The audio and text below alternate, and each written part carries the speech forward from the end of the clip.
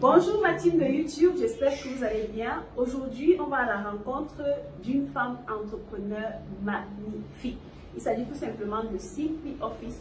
Je vous amène voir, vous allez découvrir ce qu'elle fait, qui elle est et comment elle travaille et comment également elle peut vous aider. N'est-ce pas? On va toquer, ne bougez pas.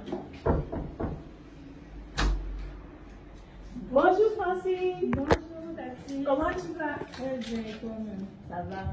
Un peu long. Ouais. Donc, la team, je vous présente Francine. Nous sommes dans son bureau. Oui, un magnifique bureau. Félicitations. Merci. Donc, nous sommes chez Francine et son entreprise est Simply Office. Et déjà, rapidement, tu vas nous dire qui est Francine et qu'est-ce que tu fais. Bonjour la team de Dassis. Je suis Francine Elemba, juriste d'affaires, diplômée en master 2 de droit des affaires et du commerce international. Entre-temps aussi, je suis directrice de l'entreprise Simply Office.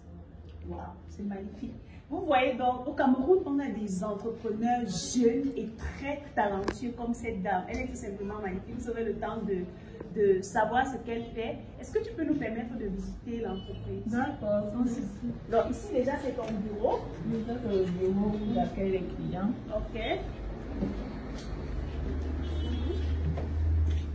Ça c'est ma charmante assistante Laurence Akamba. C'est elle qui me relaie quand je ne suis pas là. C'est aussi elle qui administre les dossiers des contribuables quand ils arrivent au cabinet. D'accord. Donc, ici on a Bassi Stéphane, notre jeune comptable fiscaliste. Il s'occupe du suivi fiscal, des déclarations au niveau des impôts. Ok. Lui c'est Régis. Bonjour et bienvenue à Simply Office. Il s'occupe aussi de la comptabilité et de la fiscalité.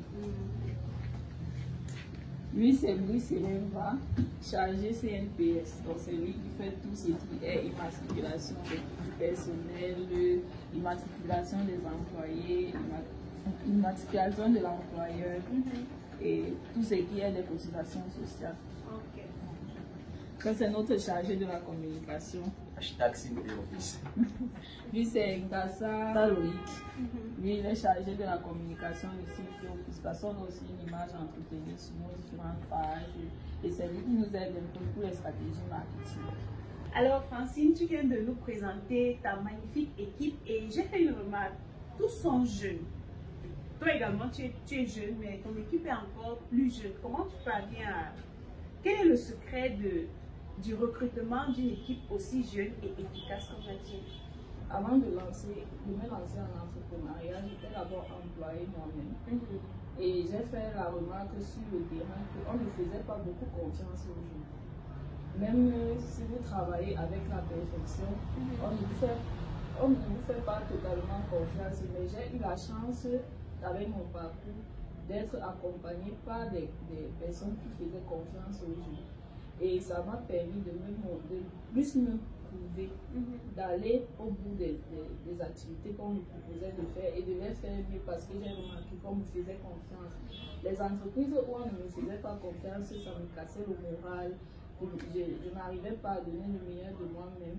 Et quand j'ai eu la possibilité de travailler auprès de quelqu'un qui m'a encadré sur cet angle-là, je salue ici mon encadreur professionnel, M. Ekengele, bienvenue. C'est lui qui m'a formé dans ce domaine-là. Donc, il a vraiment pris le soin de bien me former. Et avant, je trouvais ça rude de toujours trop travailler et tout, mais avec le dynamisme, avec beaucoup de volonté, j'ai pu bien me former. C'est pour cela que quand j'ai lancé ma propre entreprise, j'ai voulu aussi appliquer cette même stratégie-là, de faire confiance aux jeunes qui veulent bien se prouver, parce qu'il y en a beaucoup qui veulent bien travailler, qui sollicitent le travail, mais quand vous leur mettez sur le terrain, ils ne veulent pas travailler, ils trouvent les tâches trop rudes. Et c'est pour cela que je préfère travailler avec des jeunes qui sont passionnés et qui aiment ce qu'ils font. Ok, j'ai également remarqué que tu blagues beaucoup avec ton équipe. Comment tu parviens à faire la différence entre le travail et les moments de blague? Non, en fait, est-ce qu'il n'arrive pas des moments où il te manque de respect ou bien Non, pas du tout. C'est ce que beaucoup pensent, qu'en blaguant avec ses collaborateurs ou ses employés, ça va faire en sorte que si vous leur donnez un travail, ils ne vont pas accomplir le travail comme il le faut, mais ce n'est pas le cas. Le fait de détendre l'atmosphère, en fait, on vit la majeure partie de notre temps au travail. Et si on ne détend pas l'atmosphère, l'employé qui est tout le temps stressé par son employeur ne va pas donner le meilleur de lui. Il va toujours il ne va pas avoir le courage de se lever le matin et aller au travail parce qu'il sait que ce que je vais rencontrer là-bas va me stresser. Toute la journée, je vais passer le temps à me gronder pour des petites choses et des détails qui ne servent même à rien. Donc c'est pour cela que parfois d'autres préfèrent quitter l'emploi ou bien préfèrent inventer des mensonges pour ne pas travailler.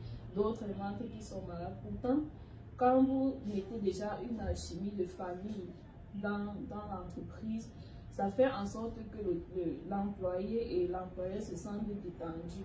Il y a des moments, ça m'arrive de m'énerver, peut-être parce que les gens n'ont pas fait le travail comme il faut, mais je me ressaisis vite, j'essaie de recadrer chacun dans les tâches où il doit se perfectionner. Et c'est comme ça qu'on avance ensemble. Waouh, c'est magnifique. Alors, est-ce que tu peux nous présenter de façon très brève les activités qui se poursuivent dans Simply Office? Qu'est-ce que vous faites concrètement ici? Bon, Simply Office est une entreprise qui s'est spécialisée dans le domaine de la création, de la naissance à la vie d'une entreprise. Donc, les activités de l'entreprise de Simply Office sont l'accompagnement à la création d'entreprise, la gestion d'entreprise, la modification d'entreprise et la cessation d'entreprise. Dans chaque grande branche se retrouvent donc les spécificités, que ce soit la création, on peut créer les établissements, les salles, les SA, puis plusieurs formes juridiques qui existent, que ce soit la modification, par exemple, quelqu'un veut modifier le capital social de son entreprise, il veut changer de siège social. Par exemple, la mutation, un établissement veut quitter d'un établissement à une salle, on le fait aussi passer il y a ceux qui créent leur entreprise et ils ne veulent plus fonctionner, soit ils n'ont pas assez de liquidité, soit ils n'ont pas de gérant, soit on leur permet de cesser leur activité, que ce soit au tribunal, que ce soit aux impôts. Donc, c'est toutes ces activités-là qu'on s'est focalisé spécialement dans la naissance, la vie de l'entreprise et lorsque l'entreprise décède. Donc c'est un peu ça notre cadre d'activité. Et hormis ces activités, on s'est aussi recadré sur les formations parce que les entrepreneurs s'intéressent aussi aux formations, comment se faire les déclarations, comment les formations en Word, PowerPoint, Excel, les formations en paramétrage, comptabilité. Donc c'est aussi ce volet-là qu'on pousse. On organise aussi des ateliers et des conférences de temps en temps pour informer parce que beaucoup parlent seulement d'entreprise et ils ne savent pas de quoi il s'agit. Donc on organise parfois des ateliers, des conférences pour informer la personne lambda qui veut se lancer dans une activité entrepreneuriale. D'accord, ça c'est magnifique, ça fait beaucoup de choses à la fois et ça m'amène à te poser la question de savoir comment tu gères les challenges dans ton entreprise au quotidien. Ce n'est pas tout le temps facile. Ce n'est pas tout le temps facile parce que le client est tellement exigeant. En fait, beaucoup quand ils lancent leur entreprise, ils se disent que non, je vais être mon propre patron, je vais faire ci, je vais faire ça. Pourtant, quand vous devenez votre propre patron, vous avez tous vos clients sont vos patrons. Donc, ils vous stressent en permanence. Ils ne connaissent pas si vous avez une vie privée, si vous avez un week-end, si leur problème est plus important que votre vie. Ils sont toujours dans l'urgence, ils sont toujours pressés. Tous ceux qui t'appellent, ils sont toujours pressés. Tu n'as pas vu mon message, je t'ai appelé, je suis passé à ton bureau, tu n'étais pas là. Donc, tu ne peux pas. Récemment, j'ai perdu ma grande soeur, père à son âme. Je n'avais pas de vie même pour organiser le deuil de ma propre grande soeur parce que la période du deuil tombait, la période où on crée beaucoup les entreprises. Wow. Les gens m'appelaient, attends, il y a contre-temps, je finis de dire oui, je suis comme ça, au deuil, j'ai perdu ma grande soeur. Quelqu'un te dit, oui, mes condoléances, je fais alors comment pour mon dossier? Et je fais alors comment pour mon dossier. Donc, ils oublient carrément le côté social, si tu dois avoir une vie privée ou pas. Donc, c'est aussi un challenge qu'on a accepté de faire et quand on a le moral très bas, quand on veut arrêter tout, parce que ce n'est pas toujours facile, c'est ce fait que les gens comptent énormément sur nous qui nous permet de continuer. Est-ce que le fait de rentrer en contact avec l'administration, avec cette équipe jeune, n'est pas également un challenge ou un blocage dans le développement de votre entreprise? L'administration ne prend pas trop les jeunes au sérieux, c'est vrai, parce que les jeunes ont beaucoup démontré aussi qu'on ne doit pas les prendre au sérieux. Dans la vie courante, on voit tout ce que les jeunes aiment partager, les conversations sur Internet, c'est ça qu'ils aiment le plus. Donc quand on voit des jeunes arriver pour, par exemple, déposer un dossier et parler, par exemple, parce que l'activité que nous on ne le fait pas seulement pour les jeunes. La majeure partie des gens qui créent, ce ne sont pas des jeunes comme nous. Ceux qui s'intéressent à créer les entreprises, les tranches d'âge, c'est généralement de 35 en montant. Ceux qui sont en dessous, c'est vraiment très rare. Donc, ce qui fait que quand on voit déjà une personne très petite se placer devant pour expliquer des choses, se demander des montants pour faire certaines procédures, on ne prend pas au sérieux. C'est peut-être qu'on te voit, tu as déjà eu à travailler avec X ou bien tu as déjà eu à travailler avec Y, le fait d'avoir travaillé avec beaucoup de personnes qui te donnent un peu de crédibilité. Et dans l'administration, c'est pareil. Mais quand vous avez déjà eu à déposer, par exemple, un dossier ou deux dossiers auprès de l'administration, ils vous font déjà confiance. Et c'est là que vous venez, on dit non, c'est elle, c'est mademoiselle Hélène qui vient, ou bien c'est, je prends l'exemple de mon assistant, c'est Akamba qui vient déposer. Ah, ok. C'est au début que c'est difficile, mais après, la mayonnaise. Comme actuellement, par exemple, il y a 10 personnes qui sont sur le terrain pour déposer les dossiers, pour partir dans les administrations, pour faire d'autres tracasseries administratives. Vous êtes sur le terrain depuis combien d'années déjà? Nous exerçons depuis 2019. C'est vrai que la formalisation à la création d'entreprise, je l'exerce depuis 2016 parce que j'ai effectué un stage au centre de formalité de création d'entreprise où j'ai acquis mon expérience lorsque je rédigeais mon mémoire sur la création des salles sous sein privé. Donc c'est là-bas que j'ai acquis mon expérience et j'ai donc lancé cette activité-là. Okay. Et depuis la naissance, votre entreprise a déjà, je vais dire, depuis la naissance, vous avez combien d'entreprises vous ont déjà fait confiance? Nous partons déjà à 200 entreprises jusqu'alors qui nous ont fait confiance. Pas seulement ceux qui sont au Cameroun, c'est ceux de la diaspora aussi et les étrangers qui viennent implanter leur structure au Cameroun. Donc en fait, c'est que quand vous avez bien fait un service à quelqu'un, il vous recommande facilement. Donc généralement, nos contacts marchent seuls. Parfois, on fait la communication, parfois pas, parce que ce sont les clients satisfaits qui nous ramènent d'autres clients. Les gars, vous comprenez donc que lorsque vous faites un travail, il faut bien faire votre travail. À un moment, lorsque vous vous lancez, on va vous recommander. Quand le travail est bien fait, vous mettez en place ce qu'on appelle des ambassadeurs. Ces ambassadeurs-là vous représentent partout dans le monde. Et c'est ça qui fait la beauté des choses. À un moment, vous n'avez plus besoin de dépenser pour un budget de communication. La communication se fait toute seule, donc tâchez à bien faire votre travail. Déjà, félicitations pour cela. Donc, quels sont les différents types d'entreprises qui existent? Dans le secteur OADA, il y a plusieurs entreprises qui existent. Nous allons nous appesantir sur les entreprises commerciales.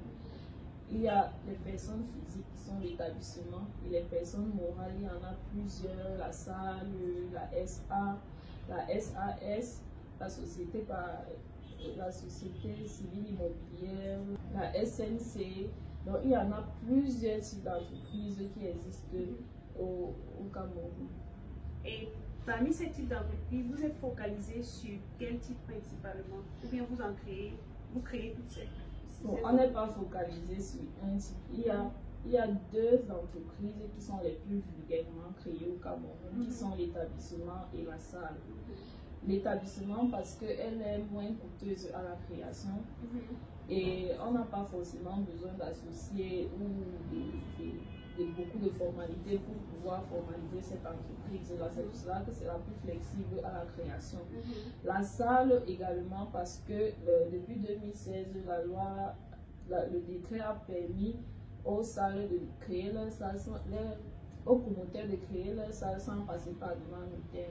Donc c'est pour cela qu'elle aussi, elle commence à prendre de l'ampleur, la même ampleur que l'établissement avait, que celle de la salle aujourd'hui. La différence entre un établissement et une salle. L'établissement est une personne physique directement liée à la personne qui crée. Là-bas, il n'y a pas besoin d'un capital social pour créer, il n'y a pas besoin de statut, il n'y a pas besoin d'associer. Comme j'ai expliqué tout à l'heure, c'est très flexible à la création. Bon, l'inconvénient de l'établissement, c'est que on ne peut pas, déjà comme on citait tout à l'heure qu'il n'y a pas besoin d'associer, c'est déjà un inconvénient pour ce qui s'agit de l'établissement. On ne peut pas créer en tant que personne mineure. Si on est mineur, on ne peut pas créer un établissement. Certains organismes ne font pas trop confiance aussi aux établissements. L'entreprise est directement attachée à la personne, c'est-à-dire qu'on ne peut pas faire la différence entre le patrimoine de l'entreprise et le patrimoine du promoteur qui crée l'établissement. Si le promoteur décède, l'entreprise décède avec lui. C'est un peu comme une carte d'identité. Je prends cet exemple pour que les gens comprennent. C'est un peu comme une carte d'identité. Si vous décédez, vous ne pouvez pas dire que ton prends ma CMI, tu vas utiliser.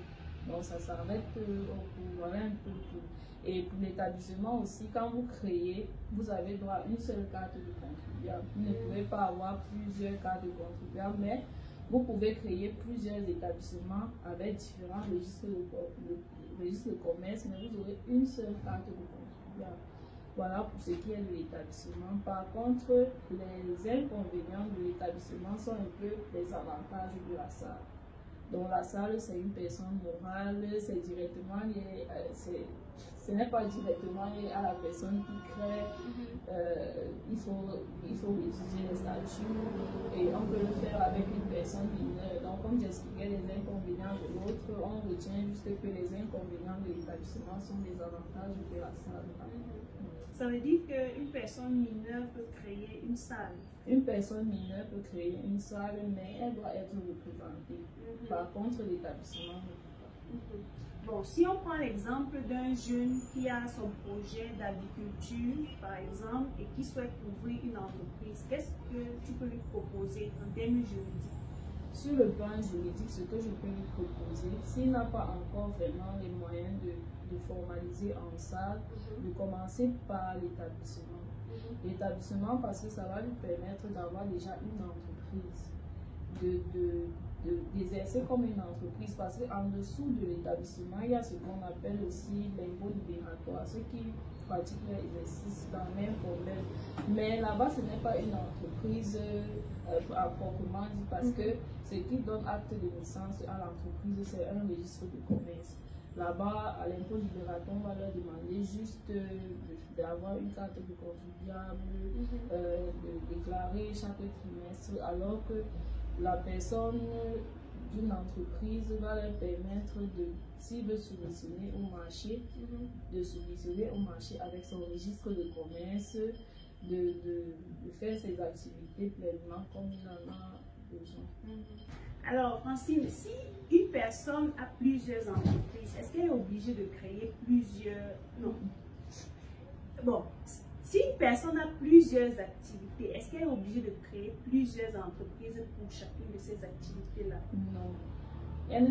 Cette personne n'est pas obligée de créer plusieurs entreprises. Ce que nous on recommande souvent aux promoteurs de faire, c'est de créer une entreprise. C'est que vous pouvez avoir votre activité principale, c'est que vous avez souvent à l'idée, mais on vous recommande en fonction de l'activité que vous avez choisie, d'autres activités qui cadrent avec cette activité-là ou d'autres activités connexes que vous pouvez faire plus tard. Parce que parfois vous avez une idée et c'est avec ça que vous créez l'entreprise. Ce n'est pas forcément ça qui va fonctionner sur le marché. On n'est pas obligé de créer plusieurs entreprises si on a plusieurs activités. On peut créer une seule entreprise et prévoir toutes ces activités dans un seul registre de commerce. Et ce sont ces activités-là qui entrent dans les statuts? Dans les statuts, si c'est une société, et dans le registre de commerce, si c'est un établissement ou une société. Donc, exonération d'impôt ou exonération de la patente? Exonération de la patente. cette question est pertinente parce que beaucoup, quand ils viennent créer, comme on leur a déjà dit à la création que vous êtes exonérés de la patente, ils se disent qu'ils sont exonérés d'impôts. Pourtant, ce n'est pas le cas. Quand vous finissez de formaliser votre entreprise, on vous délivre le registre de commerce, la carte de contribuable, l'attestation de création. Mais pour avoir la norme de vente aux impôts, il va falloir payer l'enregistrement du bail et le paiement des précomptes si vous êtes un locataire et payer la taxe foncière si vous êtes propriétaire. Donc, on n'est pas exonéré de tous les impôts. Et ce qui signifie aussi que après avoir fini la formalisation, chaque mois, il faut déclarer. Chaque mois, avant le 15 de chaque mois, il faut faire les déclarations aux impôts. Et la question qui revient souvent, c'est est-ce que si on n'a pas fait de chiffre d'affaires, on doit toujours déclarer? Évidemment, si vous n'avez pas fait de chiffre d'affaires, il faut déclarer chaque mois. Waouh, c'est super. Donc les gars, si vous créez votre entreprise, rappelez-vous que vous devez déclarer tous les mois. Sinon, vous aurez des pénalités. Donc, pour éviter les pénalités, les gars, ayez une entreprise qui s'occupe de votre fiscalité, de vos impôts, de la CNPS, de tout ce qu'il y a comme déclaration pour éviter toute pénalité. Ok, quelle est l'importance de la formalisation d'une entreprise? Bonne question. L'importance de la formalisation d'une entreprise est vraiment capitale parce que la formalisation d'une entreprise est capitale dans la mesure où quand vous exercez dans l'informel, il y a certains marchés où vous ne pouvez pas soumissionner. Vous allez voir beaucoup de gens exercent dans l'informel parce qu'ils se disent non, je vais payer les impôts, il ne faut pas que je paye, ça va me pénaliser, ceci, cela, c'est une charge énorme pour moi. Mais ils se retrouvent butés quand on leur demande les papiers de leur entreprise pour faire certaines prestations. Même si vous exercez dans le secteur informel, quand vous allez vouloir exercer pour des entreprises sérieuses, ils vont vous demander les papiers de votre entreprise. Pour faire certains paiements, il faut des factures et il faut un papier en tête avec le numéro identifiant de l'entreprise, le numéro du registre de commerce. Donc, ce que beaucoup font souvent, ils sont obligés de partir prêter les en-têtes des autres entreprises. Et bien, ils payent pour faire cela, pour pouvoir utiliser pour leur entreprise. Donc, la formalisation est importante, ça rend d'abord crédible et ça vous met aussi en sécurité pour faire l'exercice de vos activités. Ok, merci beaucoup Francine pour toutes ces explications. J'avoue que je suis en train d'apprendre, je continue d'apprendre. C'est vrai que je suis entrepreneur, mais on apprend tous les jours, n'est-ce pas? Donc, qu'est-ce que ça fait d'être une femme entrepreneur? Avec toutes ces responsabilités, toutes ces charges que tu as, qu'est-ce que ça fait d'être femme entrepreneur? Comment tu parviens à t'en sortir tous les jours? Je vais d'abord commencer pour dire que ce n'est pas facile du tout. Quand on ne vous vend pas le rêve que bon, être entrepreneur, c'est se sortir du lot, ou bien certes c'est se sortir du lot, mais il y a beaucoup de pression autour. Il y a certaines charges qui entrent en jeu et il y a aussi, comme j'expliquais tout à l'heure, la responsabilité vis-à-vis des clients qui ne nous permet pas aussi d'avoir une vie sociale sereine. Donc il faut vraiment diligenter le tout pour pouvoir aussi avoir une vie sociale. Donc c'est un challenge, mais je pense que c'est aussi un bon challenge parce que ça permet de se réinventer chaque jour. Parfois on fait des erreurs, parfois on fait des erreurs même qui nous coûtent cher, qui nous coûtent énormément d'argent et on apprend de ces erreurs-là. Il y a certaines situations qui m'étaient arrivées dès le départ, que si ça m'arrive encore aujourd'hui, je ne vais plus avoir la même réaction, je ne vais plus paniquer. Donc ça te travaille le mindset. Ça te permet de... Lion mindset. Ça te permet, même si tu tombes, tu te relèves, même si tu chutes, tu te relèves. Vous allez voir un entrepreneur, il perd tout. Il n'a même plus de local, il n'a plus rien. Je pense que ça a été ton Oui, cas. Ça a été mon cas. À un moment, j'ai tout perdu. Mais je continuais parce que j'avais ce goût d'entreprendre, de continuer, de faire quelque chose. J'étais toujours là avec mon téléphone en route en train de prendre les gens qui prenaient les renseignements, je donnais. Je partais même souvent les trouver dans leurs endroits, leurs bureaux ou bien même au bar, même pour prendre leur dossier pour pouvoir formaliser. Donc, il y a ce challenge-là, donc ça te met en challenge tout le temps. L'entrepreneur ne reste pas dans le chômage longtemps. Si vous voyez un entrepreneur qui reste et il s'exige le chômage, c'est parce qu'il n'a pas vraiment, il n'a pas cette capacité-là à se réinventer. En fait, c'est que quand tu chutes, il faut te réinventer, tu es toujours en train de créer. Pendant que les gens voient un problème quelque part, toi tu vois l'opportunité. Pendant que quelqu'un va voir que non, il pleut trop ici, chaque jour il se plaint, non, pourquoi la pluie? L'autre est déjà en train de réfléchir comment, sur cet angle-ci, on ne vend pas trop de parapluies, donc je vais mettre mon stock de parapluies, là quand il va pleuvoir, je vais vendre. Donc c'est un peu ça l'entrepreneur. Comme je vous ai expliqué les activités qu'on fait, ça arrive qu'on on fait certaines activités qui ne cadrent pas avec ce qu'on fait parce qu'on se réinvente chaque jour et on apprend aussi de nos erreurs. Waouh, ça c'est magnifique. Ça relève du mindset de lionne. Ça c'est une vraie lionne. Donc, comment tu parviens à gérer la vie de famille et la vie professionnelle? Bon, la vie de famille, bon, déjà j'ai eu la chance d'être dans une famille d'entrepreneurs parce que pour être entrepreneur, les gens ne vont pas te regarder de la même façon que les autres. Les gens vont beaucoup te juger, soit tu n'as pas le temps des gens, tu te prends trop la tête, quand on fait des choses, tu ne viens pas. Parce que l'entrepreneur n'a pas le temps pour certaines occupations. Donc, il est toujours en train de réaliser quelque chose, même le week-end, même la nuit, toujours en train de travailler. La chance que j'ai eue, c'est d'être dans une famille d'entrepreneurs. Le père est entrepreneur, la mère, les soeurs, donc tout le monde comprend tout le monde parce que personne n'a le temps. Que ce soit pour faire n'importe quoi. Ce qui fait que même s'il y a une cérémonie familiale ou bien une cérémonie, on essaie de manager parce que tout le monde est entrepreneur, ce qui fait qu'on ne juge pas. Mais j'ai certains amis, comme ils ne sont pas entrepreneurs, ils sont salariés ou bien ils commencent à te juger, non, tu n'es jamais disponible, non, tu n'as pas ci, non, tu n'as pas ça. Parce qu'ils ne comprennent pas en fait le quotidien de l'entrepreneur. En réalité, lorsque tu lances une entreprise, tu as besoin d'au moins 5 ans pour bâtir ton système. Et pendant ce moment, tu perds beaucoup de choses, tu perds certains, je veux dire, tu perds des amis, tu perds des contacts, tu perds beaucoup de choses. Donc du coup, tu n'as même pas le temps pour t'amuser et ça fait en sorte que tu te retrouves très solitaire, tu te retrouves dans un coin tout seul et ça frustre souvent certains entrepreneurs. Mais je pense que lorsque tu es passionné par ce que tu fais et que tu crées un bon environnement dans ton entreprise, ça te permet vraiment de pallier à tous ces problèmes-là. C'est bien ça? Évidemment. Mais il faut toujours aussi se faire plaisir de temps en temps parce que le monde de l'entrepreneuriat stresse énormément. Donc, il arrive des moments où je prends peut-être un dimanche, je dis bon, j'aime nager, je vais nager. Donc, si vous voulez vous m'appeler, vous voulez, je ne prends plus le téléphone, je pars et je nage. Donc, c'est un peu ça. Il faut aussi beaucoup se ressourcer parce que si on ne se ressource pas, on va être fatigué à un moment donné et on peut atteindre le burn-out. Le burn-out, exactement. Alors, lorsqu'on regarde souvent certains entrepreneurs, on se dit, non, le résultat qu'ils ont aujourd'hui est évident, c'est facile, ils s'en sortent, c'est beau et tout. On veut être comme eux en fait.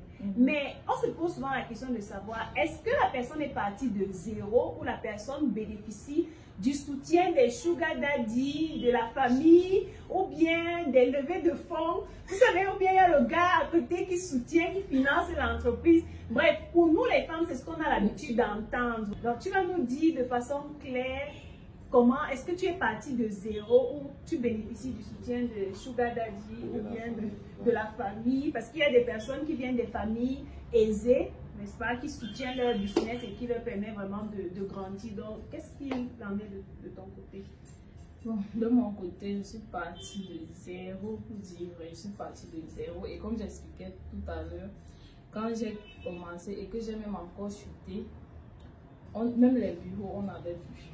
On n'avait pas de bureau, on n'avait même plus rien de chez rien. Tout ce qu'on avait, c'était nos connaissances. Ce qui faisait que la stratégie que j'avais mise sur pied, c'était de chaque fois que je reçois de l'argent, c'est que j'épargne pour faire quelque chose avec. Donc je m'étais d'abord fixé l'objectif d'un local. Peu importe si le local avait des meubles ou pas, j'ai travaillé, dû épargner l'argent pour le local. En fait, c'est que je fais chaque fois que je veux réaliser quelque chose, j'écris cette liste de besoins dont je veux pour mon entreprise. J'écris et je travaille chaque jour pour obtenir l'argent de pour atteindre cet objectif-là. Donc j'ai commencé par chercher d'abord l'argent du local. Donc dès que j'ai trouvé l'argent du local, on a aménagé, on n'avait vraiment pas on avait vraiment rien. Le local était vide, il n'y avait pas de lumière, pas d'eau, mais on est entré comme ça. Quand on recevait le client, les clients qui étaient un peu compatissants, on les expliquait la situation. Ceux qui ne comprenaient pas, on leur disait juste qu'on était en train d'aménager encore. Et d'autres, ça nous a rendu peu crédibles, mais c'était ces étapes-là qui nous ont permis de se challenger encore plus. Parce que voir un client qui vient, il trouve un local vide, pas aménagé, pas peint, il ne trouve pas du sérieux là-dedans, ça lui fait partie. Pourtant, c'est un argent que s'il déposait, ça pouvait t'aider peut-être à acheter un tapis ou acheter une chaise. Donc, c'est comme ça que ça nous challengeait pour ceux qui nous faisaient confiance. Et je remercie vraiment ces clients-là parce que si nous sommes là aujourd'hui, c'est grâce à eux. Et on a essayé de l'épargner au fur et à mesure jusqu'à ce qu'on a ce résultat aujourd'hui. On n'a pas obtenu de financement, on n'a pas eu de... Certes, quand je me suis cassé la figure lors des affaires, j'ai une soeur, parce que ça arrive parfois, vous êtes obligé de retrouver certaines formes. J'ai une soeur qui m'a aidé, Vanessa, je la remercie encore aujourd'hui. Elle m'a aidé à rembourser cette dette-là, mais c'est elle qui m'a permis de...